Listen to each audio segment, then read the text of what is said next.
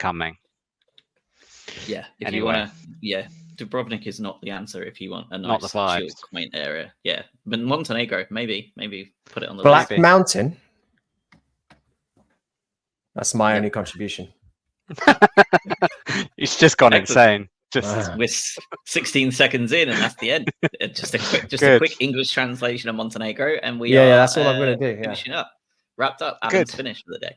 Episode 266. So welcome, fellas.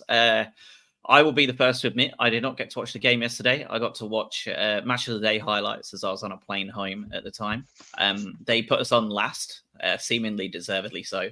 But Robin was at the game yesterday. So we're handing the control and reins over to the man who was watching the game from about 6,000 feet up. So it's probably the same distance away you were, to be honest. Like altitude-wise. He was on a plane next to me, spoiler alert. No, it wasn't. No, it was good. It was a good game. So starting with the lineup, I know that you can put a fair degree of kind of hindsight onto this and go, Fabian Hürzeler, tactical masterclass, football genius. But I would guess that most people were slightly surprised when they saw the lineup and there were no wingers in the team.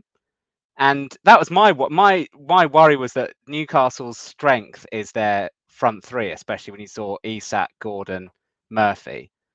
And I immediately thought no wingers and Veltman at fullback could potentially cause a few problems. So what were your thoughts, Josh, when you saw the lineup eventually? It felt like, it was the last thing I saw before I got on the plane.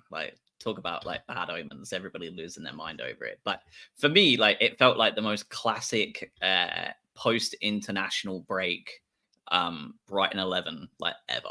All of the players from South America, we know for years now, Ecuador, Caicedo, Estepinian, they all seem to come back late. Obviously, Pedro didn't go. So obviously we're not so sure on Brazil with Bruno being able to play. But we know it from Buonanotte coming back. It just seems very much a South American issue. And then same for Africa and Asia, right? They seem to come back quite late. So one, I was thrilled to see Baleba on. We've been told that him being on a stretcher was just seems to be a thing they do, which I don't like. Don't do that again. What are you doing? What? That just scares everybody. But yeah, for me, it wasn't quite the meltdown in my mind. It was just shit. This is pretty much worst case post-international break issue that I could see here. And at that point, it's okay, if we can come away with a point with a strong squad, I'd have been happy. At this point, it's just it feels like a free hit. Yeah, agreed. Adam, thoughts? Free hit, my most hated phrase in football now. It was weird. I disagree on the Newcastle's strong point. Their strong point is their midfield grouping for me. And I wondered whether not having wingers was Hürzeler's thought to try and battle that Joe Linton, Tonali, Bruno Guimaraes central midfield three, which for me is probably the best narrow three midfield group in the Premier League. But at the same time, as Josh said, you have to feel like a lot of this came down to forced selections. I went on a Newcastle pod that loaded NUFC earlier in the week to talk about lineups. And my lineup prediction was an absolute disgrace after all the changes came out. Firstly, was the fact that Van Hecker was deemed fit enough to be on the bench. There was a chance that he could have started as well. That came way sooner than I anticipated. I fully expected Estepinian to feature at left back. I did not see Evan Ferguson anywhere near a starting 11. And it was bizarre. I thought Weaver was going to play as well. So tons of changes.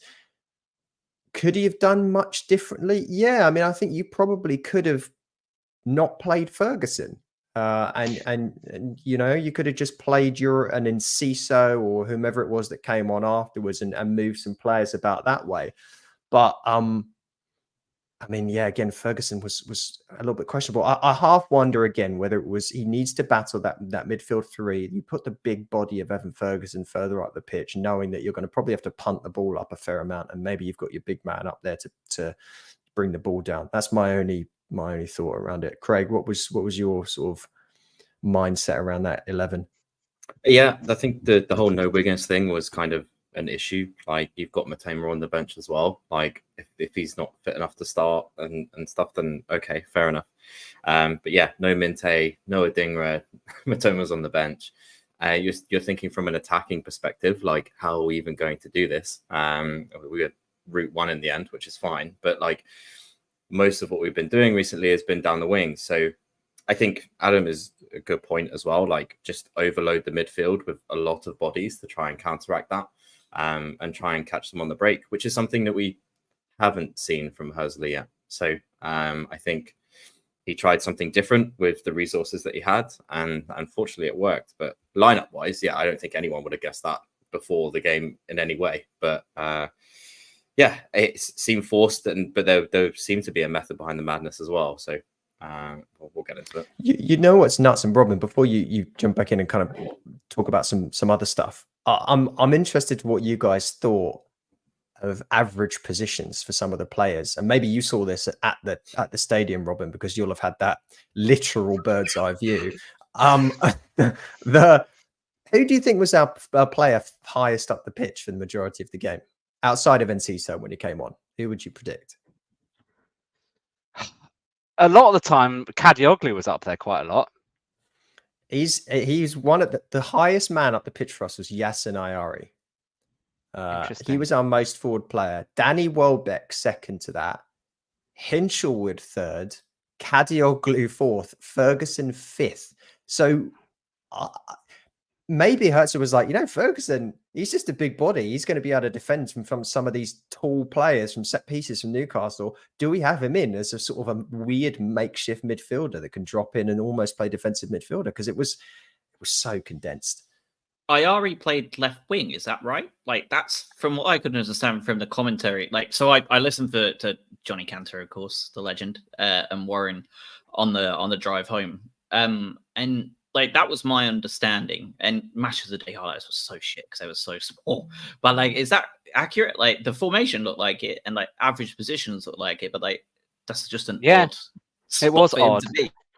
Yeah, it was. I mean, when we saw the lineup before the game, I was trying to work out who is gonna provide any width, and it was kind of like Hinchelwood or Ayari. Really, just sort of process of elimination. It had to be one of those two. But very bizarre formation, and we'll get into it in a sec. But for the first half an hour, certainly it looked like the players weren't especially clued up as to what their formation and roles were supposed to be. But we'll get into it. I mean, going into the game, Newcastle hadn't lost at St James's Park in the league since losing to Manchester City in January. And I believe they'd scored in 22 consecutive home games as well. So that didn't bode especially well going into it. And the first half an hour, we were clinging on slightly. I mean, I think in the first 10 minutes, I don't know whether Adam or Craig, you've got a better view of this on the stream than we did from the far end of the ground, but there was a VAR check in the first 10 minutes for a potential handball, which I haven't actually seen it back. I've got no idea whether it was a close one or not. But that was the first kind of nervous scare of the afternoon. It did hit his hand, but he was fouled. If I'm thinking of the Veltman one, if that's what we're talking about. First kind of 10 minutes or so. Fouled, and then it hit his... He did that thing, where the players fall over and they then grab the ball because they're like, well, it's obviously a foul. I'm just going to pick the ball up for the free kick. And you know what Veltman's like. I think that's 4D chess from him, because I think he probably went down fairly easily, grabbed the ball, and the ref couldn't really give a penalty for that, or the VAR. So that was, technically quite interesting. In the ground, I know this year they've tried to make it more obvious in the ground when VAR checks are going on and what they're checking for. What was quite interesting in the stadium, the fact that they were checking for VAR handball didn't come up on the screen until they'd actually restarted the game. So we had no idea whether they were just playing on whilst the check was going on, or whether they'd actually completed the check and then put the message up on the screen. Either way, very confusing. That's not made a massive difference to people in the ground. But that kind of set the tone, being on the back foot. I mean, we go forward to about the 10th or 12th minute, and Gordon had plenty of space free, cut back for Isak, and I think his shot was actually blocked by another Newcastle player. Yeah, Murphy, potentially. I think it was Murphy. Yeah. It was. So we were kind of on the ropes from those first couple of minutes. And I think Isak then had another chance fairly soon after that. I think Guimaraes flicked it on, and Isak just couldn't quite get to it. So we were certainly wobbling in those first few minutes. And as I say, it just looked like, I mean, I posted it in our WhatsApp group. It sort of looked like the performance that formation was going to lead to, because just no width. And it seemed like Gordon was just in acres of space on his own every time they had the ball. And certainly it sort of at that point looked like a matter of time before they were gonna score. And I think they had a couple of other chances in the first half. There was a free kick that was given. Didn't look like much of a free kick from about 20 odd yards out that Shah shot wide. But certainly that first half an hour wasn't particularly good watching from that far end. Were there perspectives, Adam and Craig, from a TV point of view? Was that the vibe that you were getting from watching it? It was. I think we were talking about just no attacking outlet, right? And I think we were harping on about this, and it's sort of, you know, if you don't have any wingers in the team, or if you don't have any width or any sort of pace, which we do to an extent, but not what we expect, there was just no way to get out. I think they were pressing really high. They're obviously very energetic as well, like a very crowded midfield, and Gordon was doing all right. It's just great that he can't even finish his dinner. So it was tough. Like, and we tend to start slow as well. I think it's just we've seen that across a few of these games now.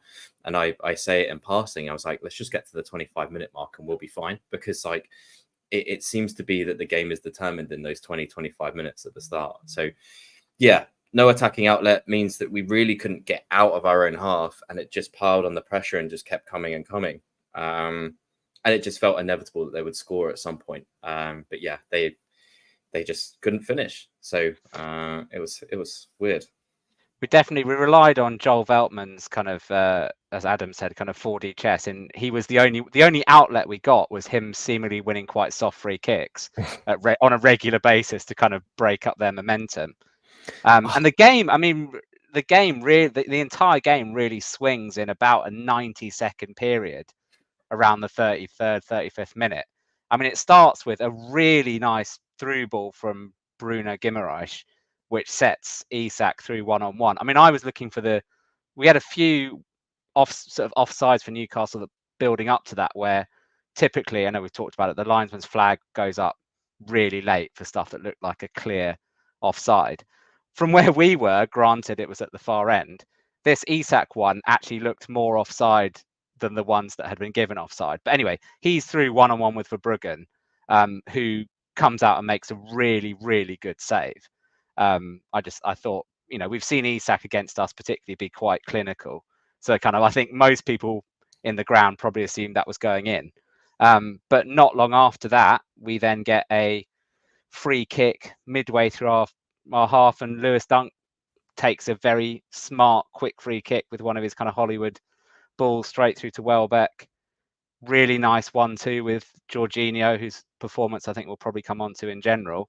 And then I think it was Lewis Hall, I think, was just bundled out the way by Welbeck, and who just tucks it away very nicely. And it was that classic. It's sort of the thing that normally happens to us. Yep. It's normally what we're normally not doing that to other teams. So it's the classic kind of smash and grab.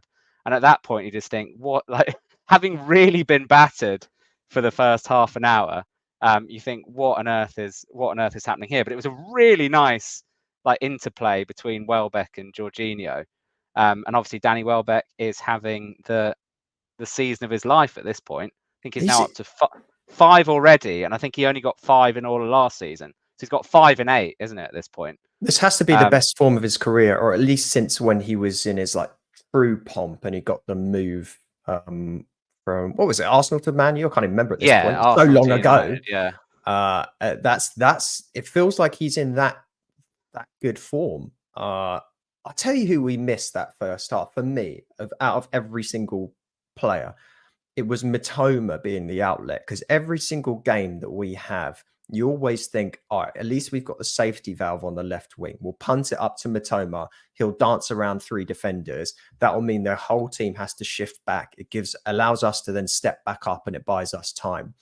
And it was just not there with Ayari. And again, we were playing too narrow, whether it was the instructions from Hertzler or whether it was just the players themselves.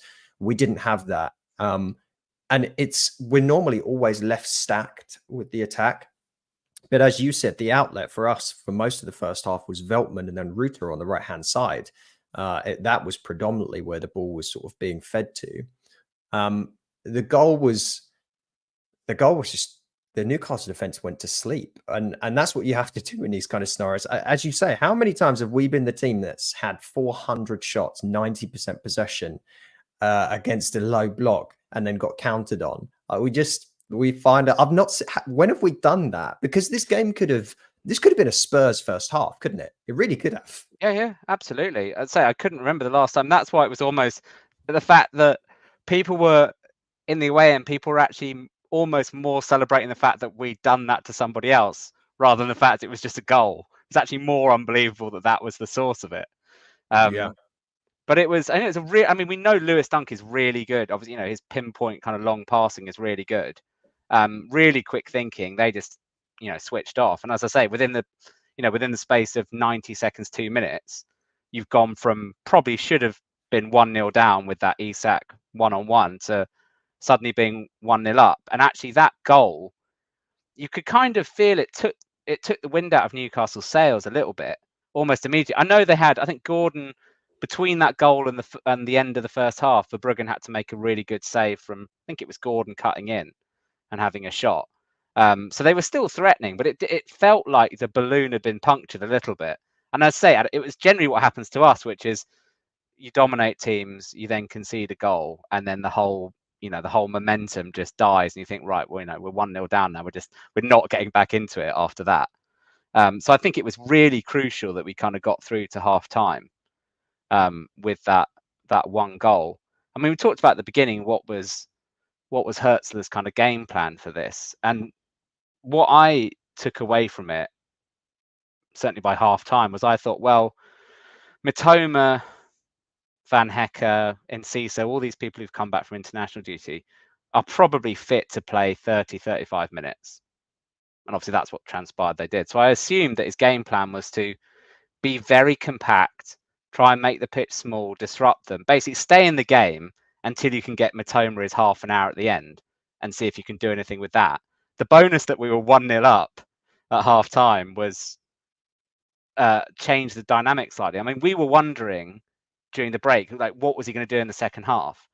We thought, do not shut up shop and assume that we can just sit on this 1-0 lead for 45 minutes, because our defense on certain days cannot hang on to a lead for 45 seconds. So that is not something that we want to do. So half time, I think everyone was just slightly shell shocked on both sides, probably. What were your reflections when you got to half time? Like, did you think second half it's going to be a similar pattern? They're just going to batter us? What were you hoping he was going to do differently in the second half? Let me just give Danny Welbeck his flowers a little bit more. He has now made 30% of his career appearances for us and scored 30% of his goals in his career for us. And he's more than anyone else already, by the way. He scored more goals for us and played more games for us than any other club. Feels very weird to think of Danny Welbeck's career, star-studded career, really, very much a what if as well. He could have been even better than he already is. He's 33 and is coming into this new prime of his. Hopefully he's okay. Of course, we'll talk about that, I'm sure. But seemed like it was though, just right, because there was a picture of him on the plane coming back in his kit still. He looked rough though, didn't he? He did. He's old man, But I think it seems like better than him being in the hospital and staying overnight or something like that, right? So, yeah, and I think the commentators were saying, and we all know as well, the commentary, are right, these days, like you've got to be so careful with back and neck injuries. Like they always err on the side of caution. And he was obviously in a lot of pain with his like random green pain vape that he had going on. But like I'm so happy for him. Like he's obviously like one of the nicest blokes in football. Like, right, we all know this. Like just outside of Brighton, before he even signed for Brighton, everybody loved Danny Welbeck. Like, and now he's here, it's even easier to love him for the most part. And it's just mental to see what a resurgence his career is randomly having. And I mean, I think he'll be in double figures this year. Like, as long as that back injury is as we think and like, okay, like, I think this could be, I mean, he's on target for it. But so bold prediction at 5 goals in 8 games. Yeah, I think he might be all right. No, I think it's going to be his best ever season. I think it's going to be his best ever season. I really do. Yeah, I agree. In his entire career. I mean, if he stays fit, he could be on for 20 goals. Oh, let's not get carried away. But anyway, yeah, I mean, with you, he was absolutely brilliant, and he's been, he's been a proper number 9 that we've probably not had regularly since Glenn Murray, probably playing, regular football and doing that role, especially with his link-up play. But yeah, I mean, great first half to then be there 1-0 up. You just think, what's the pattern of the second half going to be? It was sort of crying out for Mitoma to come on relatively quickly in the second half, was my thought on it, because there was just that normal outball we have from Mitoma, like you said, down the left-hand side. The space was still there. Like they'd set up as if he was going to be on the pitch. So I hope that we weren't just going to sit back and try and defend the lead. Second half began with the same kind of pattern, us slightly on the back foot. But we looked, I don't know what had happened at half time, but we certainly looked a lot more solid at the start of the second half than we did at the start of the first. Even though they were still threatening, the shape at the back just looked a lot more solid, and everyone seemed a bit more comfortable in their roles. I know they had a few more chances in the first kind of 15 minutes of the second half, but we just looked a lot more solid. And this is where I'm going to call out specifically Jorginho at this point. His work rate, I hadn't seen it. Obviously, actually being in that away end and getting that vantage point, as much as you can barely see the ball, the actual pattern of play, I'd not seen from that perspective. His work rate is absolutely phenomenal. I don't think I've seen a player that we've had put in a shift like that he did yesterday. There was a particular moment in the second half. Ravel, surely. Chris O'Grady. There was a particular moment in the second half where we were kind of slightly camped in our own right back position, and he won the ball and effectively brought it pretty much up to the halfway line, having beaten or certainly managed to evade about 4 or 5 of their players. And it was just moments like that where it just releases the pressure valve instantly. And he was absolutely phenomenal doing that. I don't know what I haven't seen his heat map for the game, but he seemed to be everywhere. And by the time he eventually came off, he was absolutely knackered. And it's one of those performances where you can genuinely go, yeah, that's fine. At this point, I can see why you're knackered. It was phenomenal. So having that, whether he'd been told to do that role specifically or whether that's just his natural game, I don't know. But that made a massive difference in that first 15, 20 minutes of the second half where we were slightly under the pump. He was predominantly in the right back position, Craig. It was you mentioned heat map, Robin. He was playing right back, and obviously Veltman then just sort of tucked in. How good has he been? Even just 4 games ago, there was question marks around Rutter. As in, is he the right guy? Can he deputise for João Pedro? He can't finish. Is he fit for the Premier League?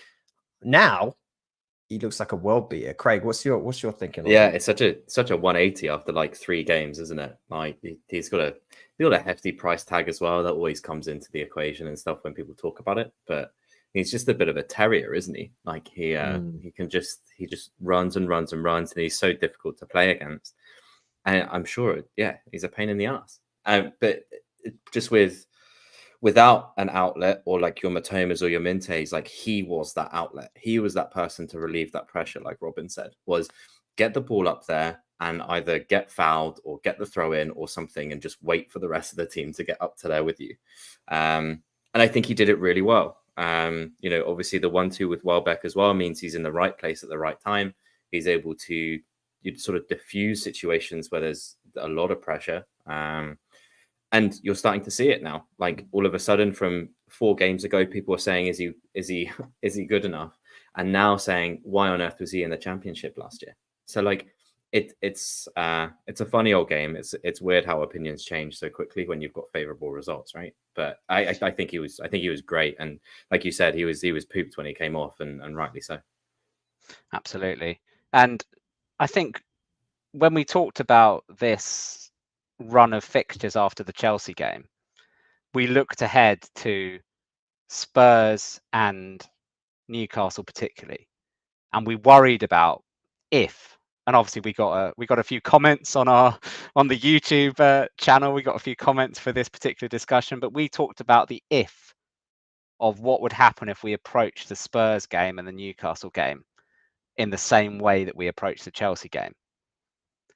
What was very pleasing for me yesterday was that Fabian Hürzeler clearly learnt the lessons of the Chelsea game. For me, whether that was slightly enforced by personnel or whether it's deliberate, it was a slightly different approach. Josh, do you want to come in and immediately shoot me down? No, just the last thing before we move off of Rutter and just how good he was. If you're talking about his defensive output, which we've already talked about a little bit, but just to like put numbers to the claim, Yasin Ayari had 3 total tackles. That was the second best on the successful tackles on the team. Rutter was first with 6. Like the dude put in an insane shift. Like that's more successful tackles, double than any other player on the pitch. And he's supposed to be the 10/striker. Like, obviously he was not played there, but like that's his role, right? Like, and he's worked incredibly hard in that final third for quite a few games now without Pedro. And I can't help but think of a time when him and Pedro are going to be playing together at some point. Like you put those two playing behind Welbeck, and if you're running on wingers, low on wingers, like that's disgusting. But yeah, I just wanted to add that there, and of course he got the assist as well, right? So like the guy's been incredible, and I think Craig, like you said, like when you get to the hefty price tag, you get these like incredibly funny like 2-game hysterics. Like we see it in the NFL, and it's translating into the Premier League so much when money comes in. Like first round quarterbacks, like they throw an errant pass week 1, that's it. Like they're the biggest bust to ever exist. Like we're seeing it now in real time, like with so many of the Premier League teams. Like you sign a player for £60 million, and like he misses one shot, and like he's the worst player to have ever existed. And we're now experiencing that because we're dropping £40 million on players. But I mean, he's quickly coming into his own. Lots of Leeds fans didn't think he had the technical ability to survive in a mid-table Premier League team. I'd argue his technical ability is probably his biggest strength, isn't it? Agreed. Yeah, he always looks so lanky when he plays, though, doesn't he? Like I always feel like he's this sounds horrible. I love Rutter. I think he's great, but like it feels like sometimes he doesn't know which of his limbs are doing what, and he's kind of erratic almost. But it probably works for him. Yeah, you can't defend against that. If the player doesn't know what he's going to do, then the defender definitely doesn't know what he's going to do. Yeah, he's so good. So yeah. And Craig, what do you think? We just talked about playing him. You can't drop him when João Pedro comes back now, right? So do you have to play Welbeck, Mitoma, João Pedro, and then Rutter on the right? Is that your front 4? Yeah, you do. That's a hell of a front 4, isn't it? Jesus. I think if as long as you got Mitoma there, I think you need, if you're going to play lopsided, right? You need the direct Estepinian, Karioglu, Mitoma on the left. You can be a little bit more reserved on the right and have an inverted Rutter on the right hand side. An inverted Rutter sounds like a plumbing thing. Yeah. So I wouldn't Google that. Yeah, but, I think it works. I think it does. It really does. I don't disagree. Like Pedro's played outright with Watford. He's done it once or twice through necessity with us, very rarely, but he has. Rutter can obviously do it. Like, I totally agree with you. I think he could absolutely play there. And let's be like brutally honest, because again, it is only 8 games, so we're making these snapshot judgments. But like Minte hasn't done enough post preseason to keep that spot. Adingra, it's not his best spot in the first place, right? So like I would rather have players that are better on that side. So I totally agree with you. Like, it feels like these don't forget players Brajan Gruda. Well, I mean, there goes another problem, right? Like, and Ciso as well, really. Like, he didn't. When Anote scored yesterday. Well, that's he's in the best place for him, right? Like, Yeah, I've seen people like all over social media saying we should call him back in January. Like, absolutely not. No. The guy's gone out there to do a job, and he's doing it phenomenally. You don't then like take him away and bench him, like, because that's essentially what's going to be happening. Like, I for one cannot wait to see our yearly annual Loney meltdown. Obviously, we had Ben White. Then we had our own little meltdown over Colwill. And now we're once again reversing back. And we will have many, many Foxes just desperate for him, I'm sure. But I mean, he's not going to be going there anyway. So definitely not. Robin, obviously, from what we see on the TV and what you see at the ground, I was nervous this entire game. Like, my heart rate was not in a particularly good place. Yet statistically, you look at whatever you classify as a big chance. Both teams had 4 big chances, so we were equal there. Shots on target, Newcastle had 6, we had 5. So for the actual quality opportunities for the game, it was fairly even. Yet to me, it felt like if Newcastle had an Isaac that was in form and not back from an injury, and Anthony Gordon was an absolute melt, they could have scored 5. Yeah, 100%. It felt like that. Yeah, that's really. Simon, it sounded like it looked like that as well. Yeah, it really did, because they had the first half, especially. They had so much space out on both flanks, and it just felt like a numbers game, which is that if they have enough of these opportunities out wide, they are going to convert one of them. And it kind of flowed into the second half. I mean, we're lucky for Bruggen. We'll probably come on to him in a bit more detail. He made 3 or 4 really good saves. Anthony Gordon had a couple of fluffed shots straight at Verbruggen. There were a couple that just went beyond the reach of Isak. Couple of free kicks in dangerous positions, especially the one right at the end in like the 100th minute, that my heart rate hasn't really returned to normal from. But yeah, it felt like even in the second half, it felt sort of inevitable that the game wasn't going to have another goal. I mean, especially given Newcastle, their run of successive home games that they've scored goals in. I just thought this isn't going to be the one where they don't score, given the balance of kind of the ball that they were having. But to go 33 crosses, by the way, they put in 33. Yeah, it's mad, isn't it? When you look at those numbers. But but we have said that kind of approach, that does suit our defense generally. I mean, we had that first season in the Premier League where we had Lewis Dunk and Shane Duffy, and I think it was games against like West Ham, who used to just ping the ball in, and it's like those two can just head the ball away like all day. And it felt to an extent some of that yesterday. Like, we were largely comfortable in those kind of situations. But what did help is, I know we talked about what was Hertzler's approach going to be in the second half. Was it going to be to try and sit back and hold on to it, or was it to be a bit more aggressive? And I think throughout all of the substitutions that he made in the second half, both timing wise and personnel, were absolutely bang on. So we go through to an hour on the dot. Matoma replaces Ferguson. Perfect at that point. Ferguson had been largely anonymous. We needed that out ball from Matoma, and it made a difference immediately, as we talked about, because it stretched them. We started to play the ball out to Matoma, and Matoma did what he does, which is he goes on the outside, and he immediately creates a bit of chaos in defence. So that was a really good sub at exactly the right time, because we'd had 15 minutes of them sort of battering us again, and we just really needed that out ball. So I think everybody there immediately that was the substitution everyone wanted at half time, and we thought, how quickly is he going to get it done?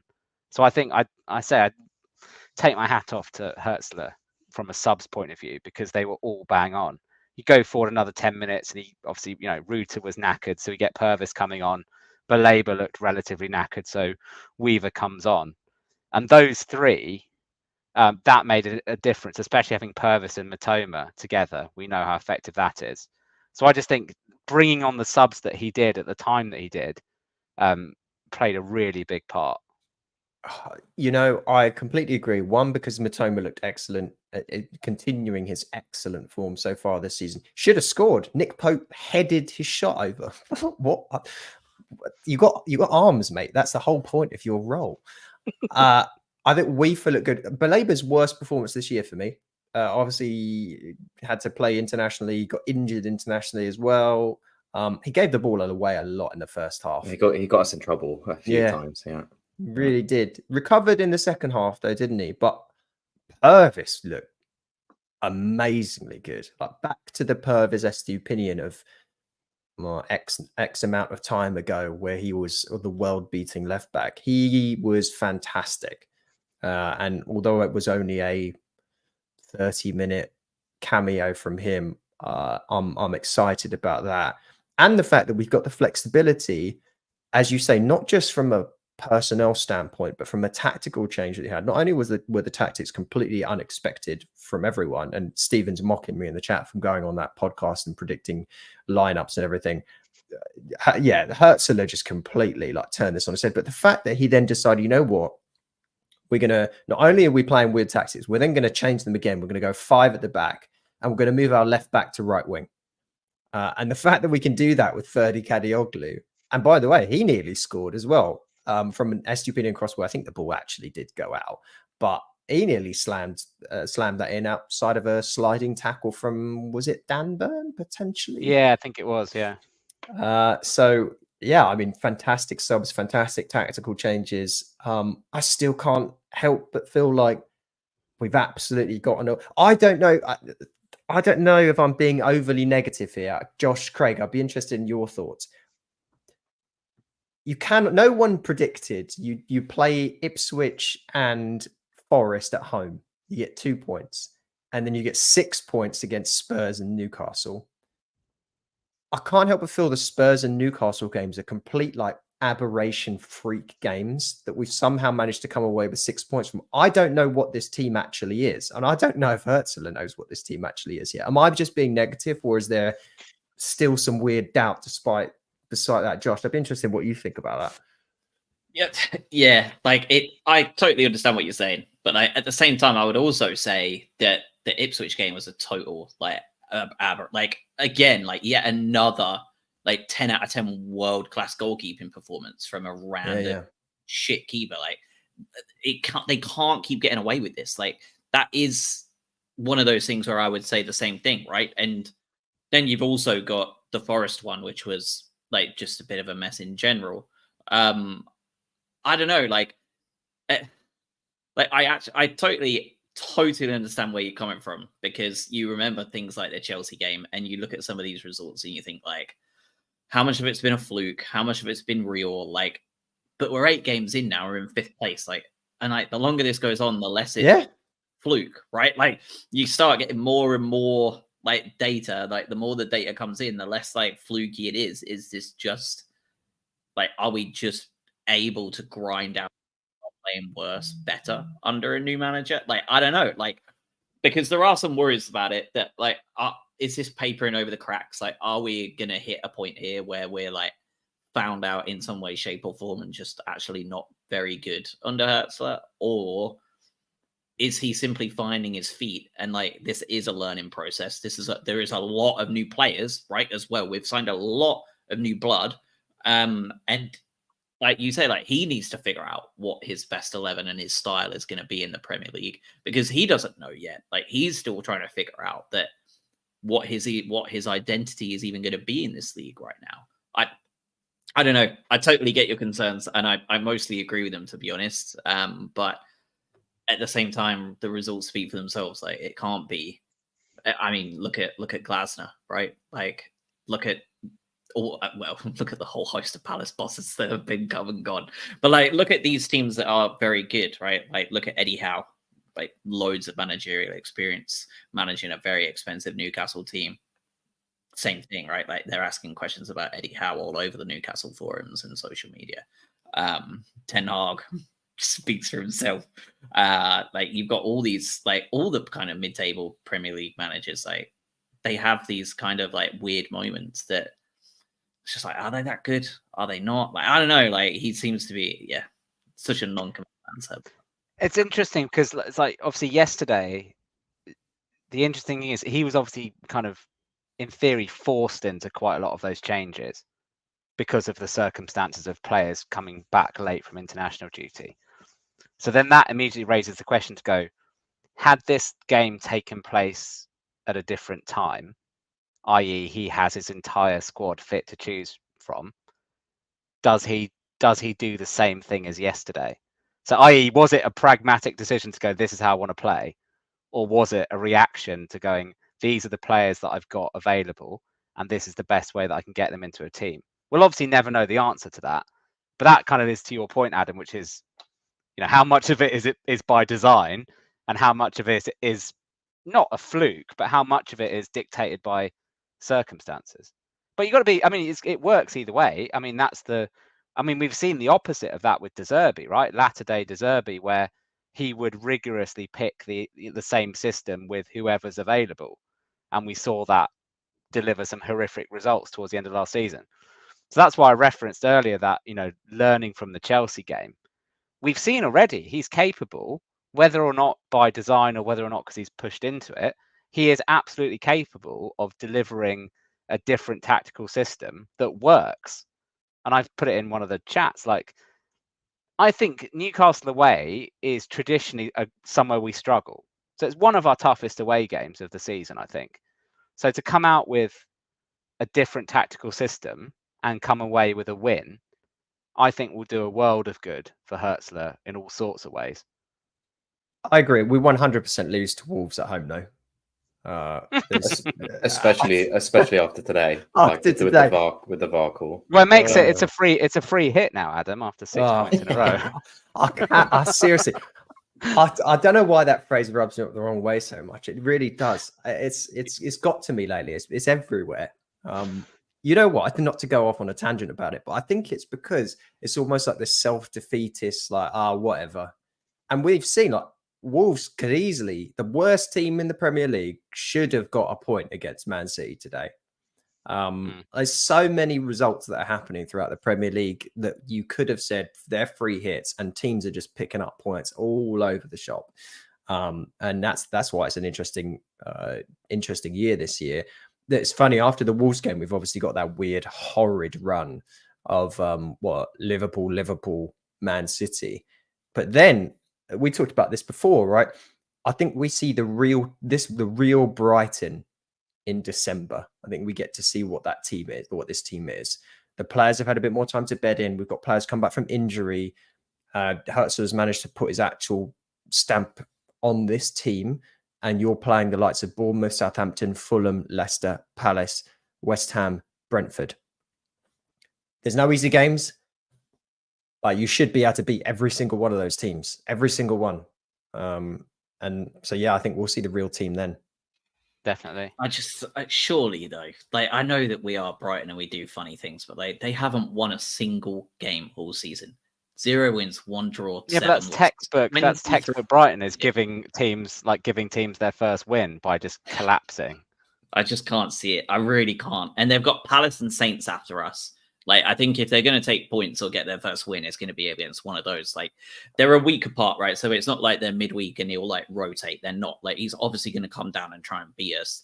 The team that he's played against us in the League Cup is totally irrelevant as well, because like, it was so many backups. But to me, like, there's no, I can see it being 0-0. I can see us messing up and giving them a point. But like, I just can't, like, they are so awful. Like, I cannot believe they are as bad as they are. Because for Saints, I can see why. Like, they're insistent on playing the same football as they played in the championship, and they weren't even that good in the championship, right? Like, they were close to like screwing it up a number of times, and they are continuing to try and do the same thing. They haven't strengthened very well. They look like shit. Like, I totally get it. For Wolves, like, they've been a shock to me as to how bad they are. They really are awful. Agreed. And if we manage to lose at home to them, yeah, we've got serious problems. Like, even on a one game thing, even if we go and win the next 6 in a row, like, I don't care. I'll be annoyed about that until the end. Well, here's some content for you. If we do actually come through and get 3 points against Wolves, like we absolutely should, according to Josh, and clip him, quote him on that. If the results stay the same as they are right now as we record, where Chelsea are currently losing 2-1 to Liverpool, it's Arsenal-Liverpool next Sunday. So presumably, Arsenal could walk away from that game with nothing. And we could be 4th after 9 games, which is just more nosebleed territory than your seats at St. James's Park. Agreed. On that segue, I'm going to drag us back to the rest of the game before you. Christ! I forgot there was more of that. Yeah, I know. We come to, and I just want to talk about Welbeck's injury, which I think is, given how well he's played, and we've talked about that earlier. Sincerely hope that it's not serious. As I say, look, sitting up on the plane, it looked like he's probably going to be fine. But it was slightly irritating at that point in the game. I didn't really, given the seats were miles away, I didn't really see what happened. I kind of saw him go up for what looked like a header, and then the play kind of moved on. So I sort of looked away and then obviously looked back and he was on the ground. It looked like he got kicked in the back accidentally from what I can see of the replay. So fairly innocuous. Quite selfishly, I was more annoyed about the fact that we'd just taken Ferguson off and then Welbeck goes down, and you think we've now got probably 20 minutes with 9 or 10 minutes added on, which was going to be guaranteed at that point with all the subs and with that long stoppage. You got 20 minutes now without a focal point up front. So that sort of added to the overall nerves, even though, as we've referenced, we could have scored other goals in that period. Weaver had a chance as well, didn't he? Kadioglu, Mitoma.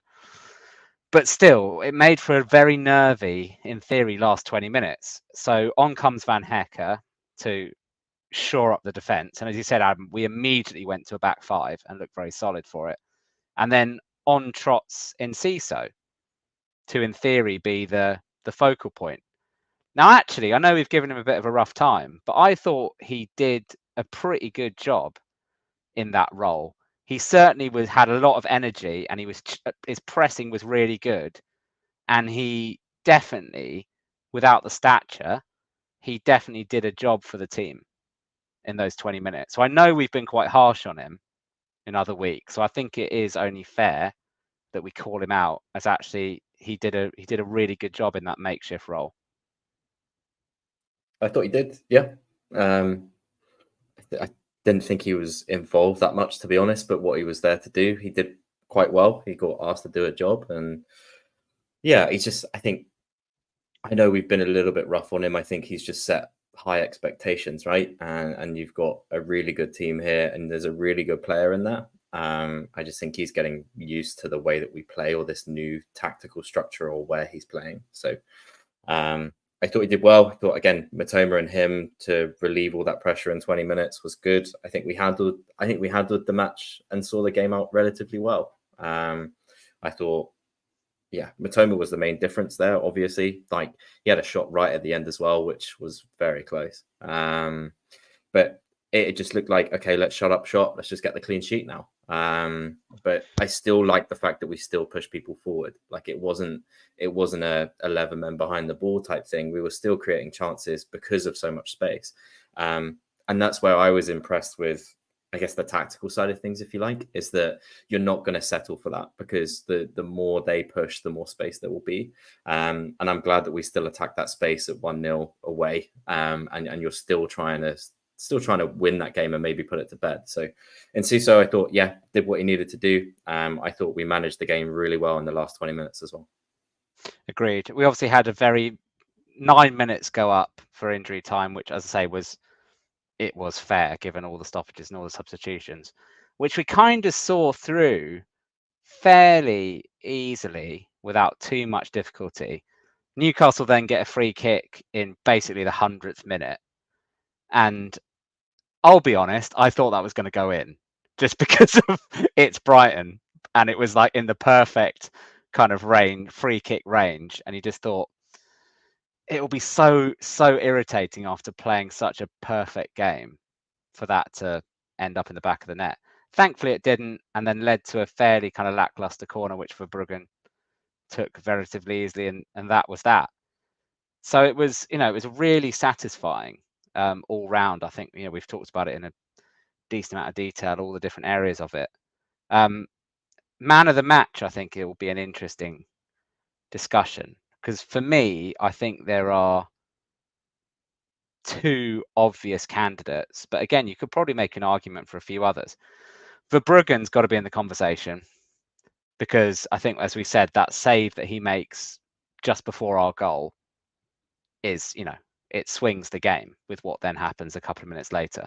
Plus, he makes a few other saves. And generally, he looked comfortable from crosses, and he was doing a really good job of time wasting as well, and generally just messing around with goal kicks quite a lot, which irritated the Newcastle fans amazingly. So I think Verbruggen's got to be in the conversation, and we've talked about Jorginho's effort all round.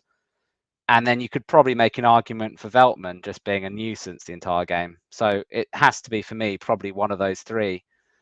And I'd probably go for Verbruggen just over Jorginho, but either of those two, I think. Go on, Adam. You're puzzled. I am puzzled. I don't really know who it is. I thought Ayari was actually quite good for a lot of the game. We missed the first half where his outside of the foot cross. That was ridiculous. That was ridiculous. Which was really good. I think he's playing that Milner role. Sorry, we've gone off on a tangent again. But he was playing that Milner role where in defense he's a centre mid, but in attack he then drifts out to the left. So you overload the midfield in defense. In the attack, he then pushes to the left and he generates chances like that. Obviously, he scored for Sweden over the break as well. So, I like Ayari a lot. I thought, sorry to interrupt, but I thought he was good as well. No, it's a good. Again, more selection problems when players are fit. When you get Milner back, when you get O'Reilly back, it's a weefer when you get him fully back and ready. I mean, we're just spoiled for choice. Yeah, I am going to give it to Daniel Welbeck because he did everything. Name. Yeah, it's not his name. He obviously scored the goal. I vividly remember a moment where he just ran half the pitch back to make a tackle or an interception at one point as well. So he put in his defensive work, got literally bruised and battered throughout the game. And so for me, I'll give it to him. I don't disagree with your Verbruggen shout, but my word was he helped out by some Newcastle finishing because that chance on 73 minutes where Fabian Schär just sort of looks up, just punts the ball over, a la Chelsea doing 4,000 times against us. Igor's 400 miles out of position and Gordon's one-on-one and just sort of taps the ball into Verbruggen. Yes. So poor. But yeah, that's why it's not Verbruggen for me. He was still excellent. Josh, any thoughts from the descriptions and highlights you've seen? Yeah, I mean, two of the saves that Verbruggen made were borderline world class, especially the one against. I know that he wasn't at his best and he could have been a lot better, but for that one, that's all bar for me. That should have done better in multiple other occasions, I'm sure. Although it's worth noting that they only came out of the game with all of the chances and possession and everything that they had. They still only ended with 1.9 XG to our 1.2. So they did a lot of, like you said, they threw a lot of crosses in there and did whatever they could, but it just wasn't very effective from start to finish, which seems to be a problem they're running into lately. But because he is my boy and I love him so much, as you all know, like I didn't get to watch it, but from every perspective I've heard, it was also one of the best games we've seen out of Igor, wasn't it? Sound like he was very good. Didn't make a single successful tackle is the only issue. He's Brazilian. Yeah, it doesn't bother with that. But yeah, he was good for the most part. He was good. I mean, Kadioglu was excellent. I thought that was his best game for us so far. He just looked. He's definitely. You could tell he's obviously getting a lot more match fit.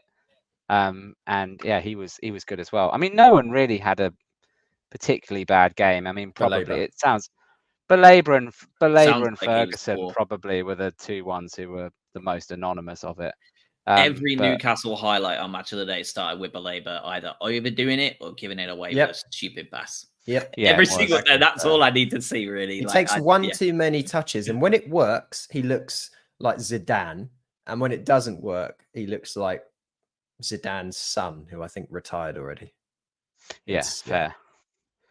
But very good. I mean, like Craig, overall... who's Craig's? We haven't got Craig's man. Oh yeah, Craig. You go over to the side. Jorginho for me, I think. Yeah. I just think it's just he's really coming into this sort of spell. He's again starting to get it. Same with Kadioglu, right? Match fitness, understanding what we do, what is required. Without him, yesterday we don't win that game. Yep. Agreed. So we now have a week until the Wolves game. So let's hope we can get a few players back from international duty, kind of jet lag, and ready to go with that. Routine 3 points. What's João Pedro's injury status? Does anyone know? Well, where are we at on that timeline? A while, I think. Probably another month or so. I'm also assuming that Danny Welbeck is out of next week, right? So if you're talking any sort of back sprain or anything like that, your best case scenario is what, 2 to 3 weeks? So if you're, I guess next week, the main thing is, right, we don't have our informed striker. We also don't have João Pedro. Ferguson has to start, right? So what does that team look like? Does he have to start? I don't know if I'm starting it. I honestly might play bloody Enciso up front, given Ferguson's form. I mean, Gruder too, right? Like he's like, Rutter? I know that we've been carefully rehabbing him back, but like Rutter obviously will be up there. Like, is this a game that you see Gruder start because he's successfully rehabbed enough? Like, I don't know the answer to that, but what does that say to Enciso if you're playing Gruder instead? And Gruder has played as Gruder has played as a striker, and Enciso hasn't. To be fair, I guess would be the only answer there. I can only assume that you're playing Rutter as the 9, right? And just sort of playing him right up top, and then your second striker, quote unquote, is Enciso or Gruder. But it just means you have to have 2 wingers, right? So like you need your Adinger or your Minte back if you're going to do that. But I think if Ferguson plays, you don't have to have Minte in the team because you put Rutter at the right. But I'm glad I'm not picking a team, basically. Do you try and get Ferguson his goal against an awful Wolves team? I feel like we keep saying, should we get Ferguson his goal? And he's not doing it. But do Wolves even have centre-backs yet? Because they just haven't really had centre-backs for quite a while. Max Kilman and Craig Dawson, isn't it?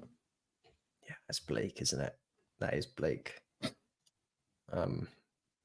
Yeah, I mean, if Fergie's fit, he'll probably try it. I think Rutter on the right is just too good to pass up at the moment. But we'll see. Like we said, it feels like 3 points that we need, right? Like we've just played 2 teams where maybe we weren't expected to win, and therefore the pressure is off. But the full pressure of 3 points is on next week. What's the opposite of a free hit? It's the classic. It's a must win. The must win. Yeah, the must. Is this a relegation 6-pointer? Yeah, we all know. We love the must win terminology. 6-pointer. We have to talk about Thomas Tuchel, don't we? Yeah, surely we can do that. Surely we have to have a little conversation about the new England manager. Yeah. What did you think of that?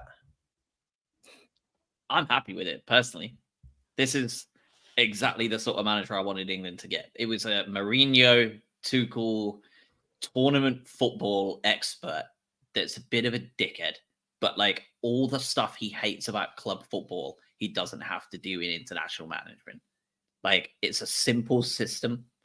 It's decent enough to watch. Mourinho is not so much these days, but like Tuchel's more so. Like, it's an easy to understand system. It's pick up and play, like, and it's effective. And he's incredibly good at knockout football. And he's been and done everything.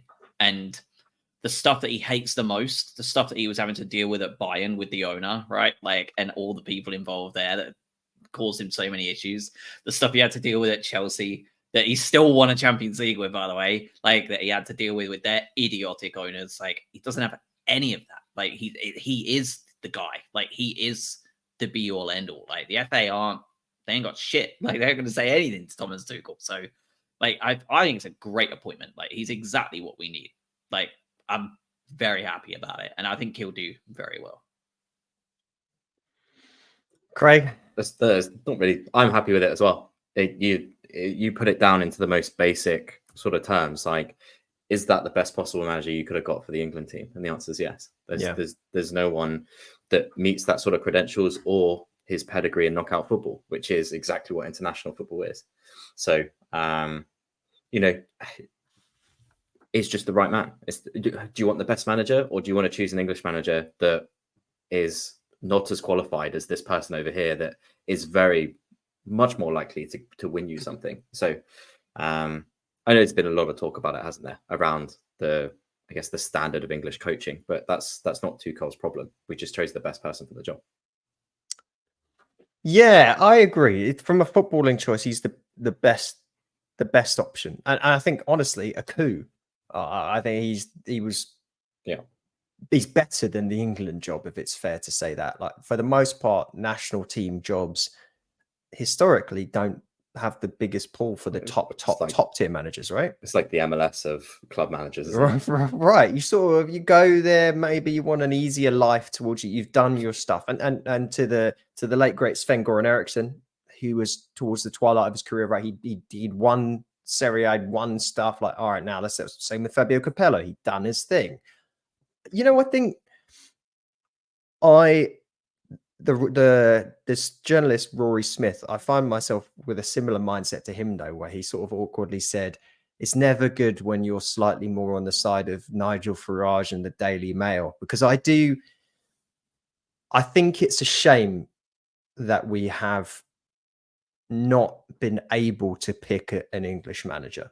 I think it's a pretty big indictment on England's footballing capability, training, coaching pathways to get people into these positions. It's almost, and I would have felt the exact same way by Guardiola. So the xenophobia piece is obviously not where I'm sharing, this is a dark day for Britain, like, fuck off. It's more of a case of, it almost feels like you've pressed the cheat mode on a game. It's like, well, yeah, you can do that, but should you do it? It's almost like it's frowned upon. It's frowned. Yeah, I think it's just a little bit sad that we've had to do that. It's like, yes, he's the best appointment. I think he gives us the best chance of winning any trophy, and I know it's only an 18-month contract or whatever. The best chance of winning the World Cup since '66 with this team that we have and him as manager. But it's upsetting to me that we've had to do that. I would have felt the same with Pep, and I hope this is a bit of a wake-up call to the FA and English managers broadly to be given more opportunities in club football to put themselves on a stage where they are able to get these kind of jobs. But they're shit, Adam. They've been shit for 30 years. No English manager has won a Premier League since the Premier League was become like. Well, I agree with you, but why? But it shouldn't be the case. There's no. We're not genetically worse. Like, why? It doesn't help that a Scottish bloke decided to win everything for 20 years, but like he did kind of skew the metrics, I think. But like for me, like the thing is like we're giving the wrong people the opportunities. That's what it is. For me. Like, oh, okay, like yeah, we should get more English managers. Let's give Frank Lampard, Steven Gerrard, Sol Campbell, and who else? Like Wayne Rooney. And Wayne Rooney, who just got dicked 5-0 at Cardiff yesterday, by the way. Like all these opportunities because they're big names, right? Sol Campbell managing Macclesfield saying he's the best English manager in the planet, right? Like this is the level of narcissism you're allowing these players to come in with. Why are you giving Troy Deeney Forest Green? Like it's just and that's where you're going wrong, is that you're not looking at the coaching badges, you're looking at the names. And it's a fundamental issue of where we are, is that those jobs should be catered towards young English managers that almost deserve the opportunity, rather than resting on the laurel of your name or how good you were as a player. You see Hösler going all the way through the German ranks. You see Nagelsmann doing it all the way through the German ranks. Tuchel, right? You do your time in the under 18s, the under 20s. You drop down to Pippins Reed or wherever you need to go, and you work your way up, right? I think the caliber of English coach has been skewed because people are using their name as opposed to their coaching prowess. And you see the Plymouths and you see the Lampard and Gerrard teams of the world in ashes because they've looked for the fancy name. And that's where we're going wrong, alongside the price of the coaching, which is another thing completely. But you're crediting the wrong people, right? You're basically sending a message that you needed to be an outstanding player to even stand a chance at getting one of these Championship or League One jobs. And it doesn't help. Graham Potter is the blueprint, isn't he? Graham Potter, ironically, is the blueprint. Had to go abroad. Well, that's exactly the problem, right? Because Hertzler didn't, Nagelsmann didn't. All these great managers that come up don't have to do that. Like they can all come from within their own system. Italy do it. Lots of Serie A managers are ex-players, even the shitter ones. Right? De Zerbi, right? Like De Zerbi was like a bang average player at best. And look at his like Brescia, Sassuolo, all the way up and given these opportunities. You're not seeing that here. We're going with boring. Like you've got Steve Bruce managing, right? Instead, Liam Rosenior's had to go abroad to get work. You know what's going to happen, Josh, as well? It's the same with the same mentality, though. When they do get the chance, you look at someone like Russell Martin, he's going to be fired really soon because like he did it. He's worked his way up. He doesn't have good enough players to do the tactics that he's trying to do. But funnily enough, they might actually be amazing for England, but he's never going to get the chance because he's going to get canned immediately because he doesn't have good enough players to compete in the Premier League. So he's just going to get blamed and he'll be gone.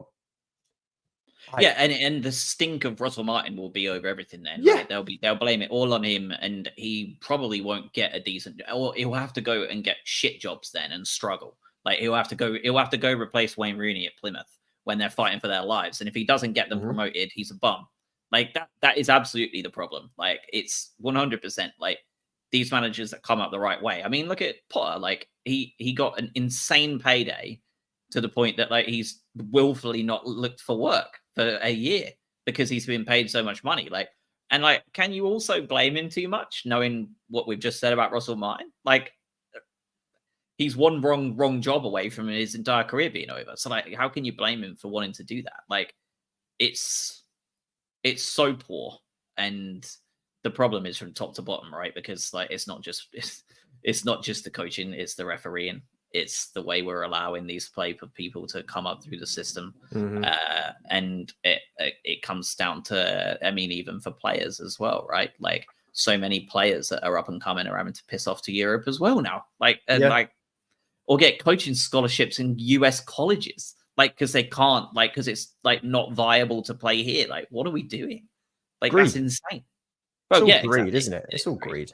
It's a systemic problem of having the richest league in the world, right? You can call it the best if you want, but it's where all the money is. So like, again, you say there's only 20 managers that can be in the Premier League. There's only 20 goalkeepers that can play in the Premier League. So like the caliber of Kepa Arrizabalaga is a bad example, but you've got him down playing for Bournemouth because like, you know, those sort of players, Evan Nielsen at Bournemouth as well, like no disrespect to Bournemouth, but like these are Champions League level players playing at a mid-table Premier League side because of the money and because of everything it brings. You translate to coaches as well. Only the 20 best coaches in the world will be in the Premier League, most likely, you know, barring Real Madrid, Barcelona, whatever. But the standard is so high that English coaches or even young coaches in general just don't get a chance. Russell Martin's a perfect example. Yeah, and you'll see it's the Formula One problem, isn't it?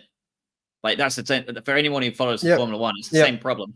Like there's only 20 seats on the whole planet, And win now. and greed is allowed there. You can pay to play, and it's the same in the Premier League. Like you were a really good world class footballer, Frank Lampard. No worries, just walk into the Chelsea job, no pressure. Like what? Like how is that okay? Like then you've got so many others grafting away, like in the lower leagues that are actually doing quite well. He's Lance Stroll, basically, isn't he? He is, yeah. Like, he is. Like Latifi, even. Don't besmirch Latifi. It's absolutely mental. I will say one more thing before we go, and I know there's a whole separate podcast category for this, and they do a great job, I'm sure. I haven't got enough time in the day to listen to all these different podcasts, but just a quick shout out to the unbelievable start for the women's team as well, by the way. 5 games in, 3 wins, 1 draw, 1 loss. More goals scored than any other team in the Women's Super League, and held Manchester United to a point yesterday, ending their perfect start to the season, 3 wins from 3. Obviously, some big names there now, Paris, Kirby, all of that stuff. What an unbelievably rapid turnaround. And it comes with the territory of the lack of fees and just kind of like almost the Wild West that is women's football still, and how easy these players can move around and not even have to pay fees for them. But like, holy shit, like what a turnaround. Like, I know it's only a couple of like 5 games in, but we're above Chelsea and Arsenal. Like, that's mental. Like last season, they were shocking. I think we didn't win more than 4 all season. Like we've won 3 already. Like for the women's team and women's fans, like of which I know there are thousands of them. Like it's been a hell of a start of the season. Well, there was nearly 9,000 people at the Amex on yesterday watching the women's football. So yeah, it's impressive. The new manager, like a bunch of really good signings as well. Like you said, it's funny how things can just turn 180 when you're able to make those sort of changes, even if you lose talent to Man United, right? So like you can't keep your players. It's about basically just a football manager summer window where you just completely rehaul everything and go, right, I'm just going to give it a good go this year. But it's impressive nonetheless to attract these level of players. Wasn't Serena Wiegman's name loosely being thrown around for the England men's job? Yes, I think it was. I think it was. Just to add real quick, 22 games in the season, Women's Super League.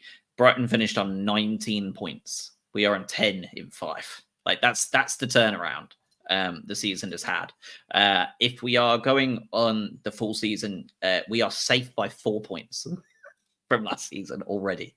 That's the level of like disparity there is between the top and the bottom. So it's crazy. And yeah, I think there was, I'm not sure if it was more media campaign than anything else, of like get her in because she won with the Lionesses. I don't know. I don't want to say anything else about it. I'll get cancelled probably. I don't know enough about this topic to comment, so I will take your word for it. And it sounds great. So yeah, TLDR, they're doing better than last year. So yeah, I would love to see Serena Wiegman get a job in the Premier League. Would love to. There's only a matter of time before a women's coach coaches a men's team at some point. I would love that. And I would love to see them given the chance. Would I love to see someone come straight into an England job? Like, no. Like, no man or woman should be coming from any level of like lower experience. And unfortunately, it just is, right? Like English men's football is the pinnacle of toxic. Like, you do not need. And English women's football is also the pinnacle of like positivity. Like, you do not need to be going from that to that. Like, no, you need to come in, manage in the Premier League, do whatever, like, right? Like, her CV is good enough probably to like take over a lower like Premier League team if you want to talk on basic honors 1. Like, depending on what people think about the levels of football, like you could see her come in at any level and it would be fair. But like, you shouldn't be putting in her name for the English men's job. Like, it's just. Could you imagine if she was given that job and like lost a friendly? Mental health wise, it's just disgusting. Like, it shouldn't be. No, like. The fact that Gareth Southgate survived as long as he did, and by the way, I was one of the main people calling for his head for most of the time, but you have to have a real thick skin to do that job because it's essentially just failure, isn't it? It's unless you win, you failed. and everyone hates you. Like that's pretty much it. That's the margin. Except now yeah. for Tuchel, you've now got the whole nationality thing, which brings out a whole level of bigotry across the country as well. So unfortunately, he's going to get both barrels. But exactly. So then add foreign woman. Yeah. Like, holy moly! Like, it would not have been fair to her or the team or anyone involved to give her that job. If she came into the Premier League and did superbly well and managed a team and did great job with them, or Championship, whatever, like, and earned her way up through, because there is a difference. I'm sorry, there's a difference between men and women's football. Like, you've got to come in and manage a men's team first before you're getting the most toxic job in football, outside of maybe Barcelona and Madrid. To be fair, they're both awful as well.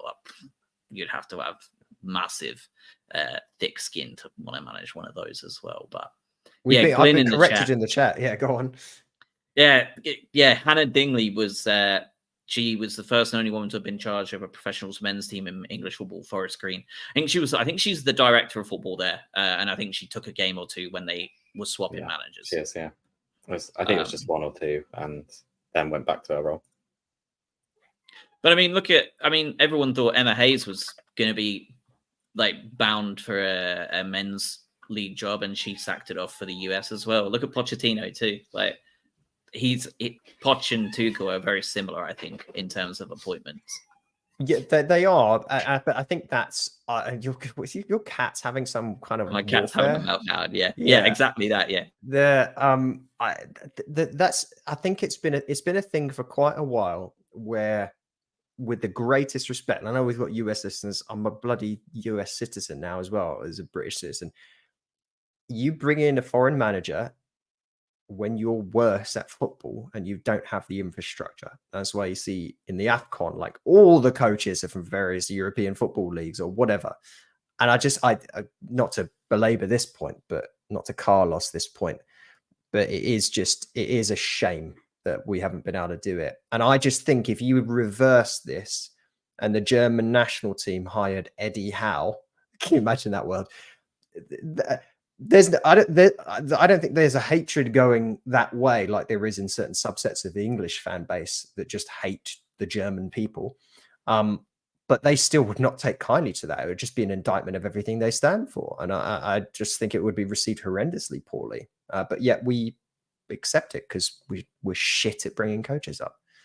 But that's the thing, right? This should be a wake-up call for the FA to change things and go, right, this is what happens when we don't have a good enough coach, right? It's almost like we had to do this because we haven't won anything in 60 years. So let's bring in the best person to finally win something. Like, beggars cannot be choosers in this case.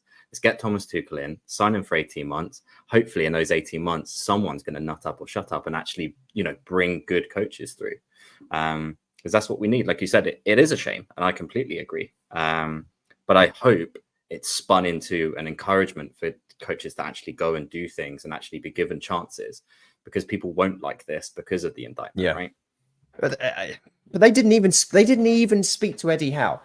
And I know they look, Newcastle scored 8 goals this season, and that would potentially wouldn't go very well. There's supposedly English spoke to 10 candidates. You assume Pep Guardiola picked up the phone. It's like, oh yeah, I'm kind of busy, and then just put it back down and immediately asked for a 1-year extension at Man City. But Potter, I have to imagine, probably turned the job down because he doesn't want that life after Chelsea. I mean, can you imagine that? And then you've run out, right? Like, who else? Maybe there's one or two. Who were the 10? Do we know? It's not. Pep was in there. I think that Lee Carsley was definitely in there too. It's not even technically English if you want to clutch at straws, but yeah. And then they saw the lineup he put out where he just thought, I'm just going to slap a bunch of attackers. But the decision was made before that Tuchel had signed before Greece. Good. Because that should have been the FA patting themselves on the back for making an intuitive decision for the first time in 40 years. He must have been told and then was just like, you know what? screw it, we're going to play I'm around going with to this. put together a rush mode team. Yeah, we're going to figure this out. And it went as well as could be potentially expected. But yeah, it'd be interesting to see how Tuchel does play, because for those of us like me that have been desperate for anything but Gareth Southgate's brand of football, Tuchel's football has famously been pretty ugly for quite a while, which is weird because back when he was at Mainz and then Dortmund, right? Am I quoting correctly here? He was fairly open and attacking with the players that he had at his disposal. And then with Chelsea and Bayern, I mean, he really went like damage limitation, shut up shop mode, because he wasn't happy with a lot of the players that he had and the abilities. I'm incredibly intrigued to see how he plays to England's strengths, because I don't know whether he's going to be incredibly defensive minded and try and grind out tournaments, or whether he's going to try and utilize what we have from an attacking standpoint, because you can't think he's looking at England's defensive grouping and going, "Oh, been waiting to get my hands on Kyle Walker and John Stones." So yeah, we shall see. He's got a hell of a baptism of fire, hasn't he? First 2 games in November. He will be rolling out away at Greece after that embarrassment at home, and then Ireland at home. He doesn't even step into the job until January. Yeah. Oh, does he not? No. Oh my God! So we're just throwing those down the drain then. Nations League, who needs it? Yeah, that's a Relegated Parsley again. special. Yeah. If you're an England player, you're pulling out that squad, ain't you? Like you're literally doing anything you need to. Like Hammy. yeah, you're like sitting in the sauna right before game time, like your private sauna. Like I've got a temperature bus. Like I can't say I think I've got a fever. It's hot in here. I think I Yeah. got a fever. Yeah, Silly. All right, that's us, right? big move for Jadon Sancho though. By the way, that'll be a big one. Big getting Tuchel in could be big time for him. Jadon Sancho's renaissance is a real thing. Yeah, and then add Tuchel to the England boss territory. Like he's absolutely a possible viable starter. Mason Mount absolutely like shaking from excitement. Still hungover from the celebration. Yeah. Oh, it will be really, really interesting to see how he sets up when we see that in January or whatever. Because as you say, like from a footballing standpoint, this is the guy. There was no better option that England had realistically. But, and by the way, we would have hired Pep Guardiola if he'd have said yes in some alternate universe. He'd have got to the final. He'd have absolutely frauded it up and played 2 at the back or something stupid. And we'd have lost in a final again. And it would have just been like, great. We played tiki-taka for the group stages and then just got pummeled in the final. And that would have just, great. Back to where we were with Southgate. All right, that is enough. We don't need that. Yeah, we'll be back next week. Wolverhampton Wanderers on Saturday. 0 wins. Let's hope it's not their first. Fingers crossed. Thanks for listening.